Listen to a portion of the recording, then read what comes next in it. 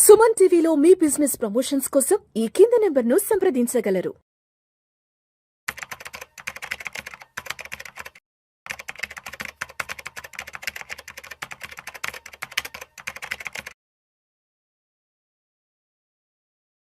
ప్రేక్షకులకి మీ రామచంద్రమూర్తి నమస్కారాలు.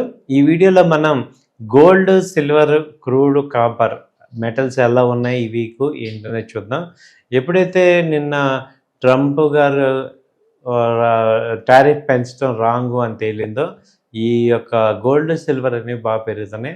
అలాగే మేజర్గా ఇప్పుడు ఇరాన్ మీద అమెరికా యుద్ధానికి దారి తీస్తుందా, ఇరాన్ యొక్క సంక్షోభం, ఆయనకి ఇచ్చిన డెడ్ లైన్ 2 వీక్స్ ఇచ్చారు టైము. ఆ డెడ్ లైన్ దాటిపోయి ఒక పక్క మాట్లాడాలి మాతో అంటుంది, ఒక పక్క యుద్ధం చేయటం, ఖమేనీని ఖతం చేయాలి అనేది మెయిన్ టార్గెట్ కింద చూస్తుంది. సో ఇరాన్ని ఎట్లయినా సరే ఓడించాలి, అలాగే ఇరాన్ని ఫ్రీ చేయాలనేది అమెరికా అనుకుంటుంది. దాని తగ్గట్టుగా భారీ ఎత్తున యుద్ధ నౌకలు అక్కడ ఆక్రమించారు. సో ఈ యొక్క ఇన్ఫర్మేషన్తో ఇప్పుడు క్రూడ్ ఆయిల్ బాగా పెరుగుతుంది, దాదాపు 6,000 వెళ్ళిపోయింది. ఇంటర్నేషనల్గా 72 బ్యారెల్స్ వెళ్ళింది. అంతకుముందు 65, 60 అలా ఉండేది, ఇప్పుడు 72 దాకా వెళ్ళింది. అలాగే గోల్డ్, సిల్వర్ కూడా బాగా పెరిగినాయి. సో గోల్డ్ వచ్చి ఇంటర్నేషనల్గా 5,150 దాకా వెళ్ళింది. సో సిల్వర్ వచ్చి 78 మళ్ళీ వెళ్ళింది. అలాగే ఇప్పుడు ఇండియన్ మార్కెట్లో గోల్డ్ వచ్చి 1,67,000, దాదాపు 1,60,000 దాకా వెళ్ళింది. అలాగే ఇప్పుడు సిల్వర్ వచ్చి 2,67,000-68,000 దాకా వెళ్ళింది ఇప్పుడు. సో ఏం చేయాలి ఇప్పుడు ఇలాంటి పరిస్థితుల్లో, ఏంటి పరిస్థితి అని చూసుకుంటే ఏ రకంగా ఇప్పుడు మనం ఇంకా పెరిగే ఛాన్స్ ఉందా ఏంటంటే, ఇప్పుడు గోల్డ్, సిల్వర్స్ వచ్చి మళ్ళీ అంతకు ముందు ఏదైతే 1,80,000, 1,90,000 అలా గోల్డ్ వెళ్ళింది, సిల్వర్ వచ్చి దాదాపు 4 lakhs దాకా వెళ్ళింది. సో ఇప్పుడు అలాంటి రేట్లు మళ్ళీ వచ్చే అవకాశం ఉందా, సిల్వర్ పెరిగే ఛాన్స్ ఉందా అంటే, యుద్ధం కనుక స్టార్ట్ అయిందంటే మాత్రం గోల్డ్, సిల్వర్ ఆకాశాన్ని నడిపాయి. ఈసారి అయితే ఇంకా చాలా అవుట్ బ్రేక్ అయ్యే ఛాన్సెస్ కూడా ఉన్నాయి. కాబట్టి ఇప్పుడు అది పెరుగుతుందా లేదా అనేది యుద్ధాన్ని బట్టి, అక్కడ ఉన్న సిచ్యుయేషన్ బట్టి తెలుస్తుంది. ప్రజెంట్ అయితే యుద్ధ వాతావరణం అయితే నెలకొంది కాబట్టి ఎక్కువ ఇవి కనపడుతున్నాయి. సో అందుకని గోల్డ్, సిల్వర్స్ బాగా పెరుగుతున్నాయి. సో సిల్వర్ అయితే ఇప్పుడు ఇమీడియట్గా 2,70,000 లాస్ట్ టైము అది హై కనుక బ్రేక్ అయితే మాత్రం మళ్ళీ 3 lakhs వచ్చే ఛాన్సెస్ కనపడుతున్నాయి. చాలామంది ఇక్కడ 3 lakhs దగ్గర ఇన్వెస్ట్ చేశారు. సో వాళ్ళందరికీ కూడా కొంచెం మంచి రోజులు వచ్చినట్టు అనుకోవచ్చు. ఎందుకంటే యుద్ధం కనుక వచ్చిందంటే కంపల్సరీగా గోల్డ్, సిల్వర్ బాగా పెరుగుతాయి. ఒకవేళ యుద్ధం రాలేదు అంటే మాత్రం ఉన్న డెఫినెట్గా గోల్డ్, సిల్వర్ రేట్లు తగ్గుతాయి. ఎందుకంటే ఈ యొక్క టారిఫ్స్ తగ్గినాయి, ఈక్విటీ మార్కెట్స్ పెరుగుతున్నాయి. సో కాబట్టి ఏంటంటే అటు ఈక్విటీ మార్కెట్స్కిను ఇటు గోల్డ్, సిల్వర్కి డిసైడింగ్ ఏంటంటే ఈ యుఎస్ ప్రెసిడెంట్ ట్రంప్ గారు ఏం చేస్తారు, ఇరాన్ ఇష్యూలో ఏం చేస్తారు, ఆయన ఏ విధంగా రియాక్ట్ అవుతారన్న దాన్ని బట్టి ఇప్పుడు ఉంది.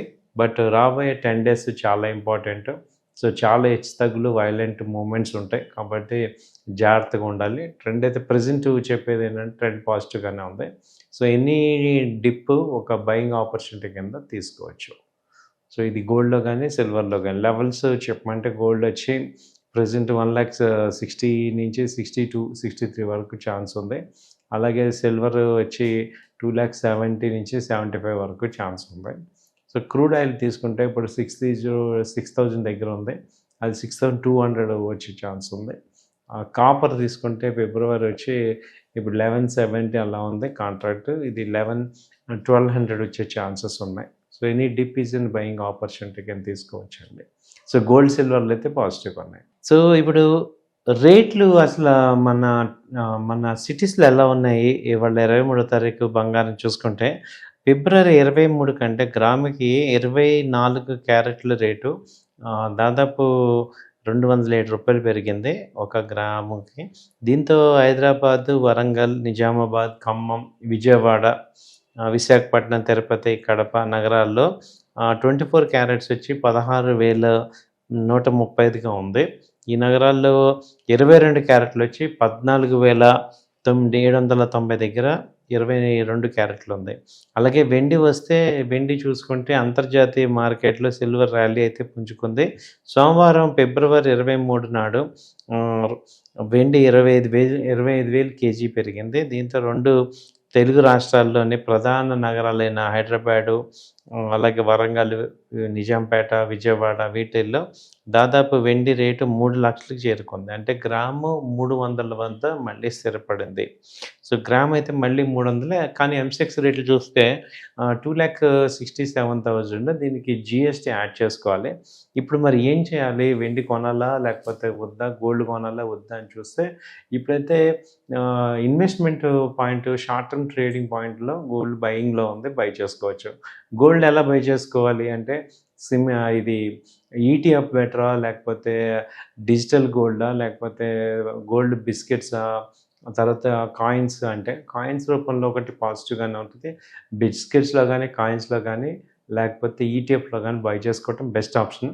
ఎందుకంటే ఇప్పుడు ఆర్నమెంట్ కొంటే అది మళ్ళీ కన్వర్ట్ చేసి పైసలుగా డబ్బులుగా కన్వర్ట్ చేయాలంటే చాలా టైం పడుతుంది.